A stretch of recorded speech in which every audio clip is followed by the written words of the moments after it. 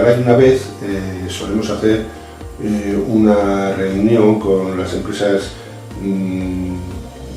más importantes de la zona, tanto Galdakao, Amorebieta como Arratia, que normalmente suele variar la ubicación donde se hace. Algunas hemos hecho en Urdaibar, en Galdakao, en Amorebieta, más que nada para que las empresas tengan un contacto, ¿no? Y cada una pues vea la problemática que tiene, las problemáticas que se dan en cada una, las necesidades, y un poquitín la comunicación que tenemos, pues vía teléfono, email, el contacto directo.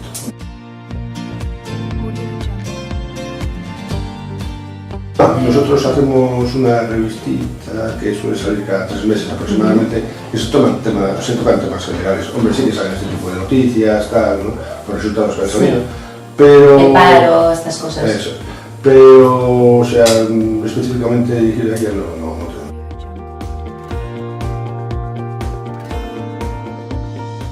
Precisamente creemos que Rota es una herramienta muy importante en este sentido, porque está consiguiendo unificar un poquitín todo el tema, sobre todo de comercio, industria, pero sobre todo comercio, pues unido un poco a la sociedad, ¿no? Que siempre pues está muy bien que... Sí, la relación igual es más directa. Eso es. He previsto este año hacer un concurso de ideas empresariales. Qué bueno. Un poco, pues eso, colaboración también de Urdaibar, de Rota, Rota, Diputación, También es la relación empresarial, también se unen, ¿no? Eso es.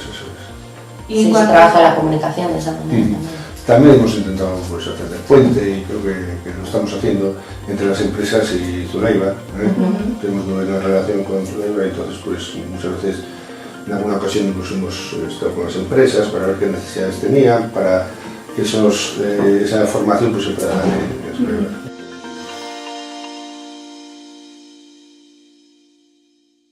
Está un poco el tema, digamos, de edades, ¿no? Claro. Sobre todo los más jóvenes, pues sí que están integrados en todo este tipo de tecnología y tal. Ya llegamos a un punto, ya con las personas mayores, que incluso todos los temas de comunicación, el Facebook, Twitter y tal, Lo que sí llega muy bien es el WhatsApp. El WhatsApp, joder, eso lo maneja todo. El que no sabe pegar la tecla mete la voz. No, eso sí ha facilitado la comunicación,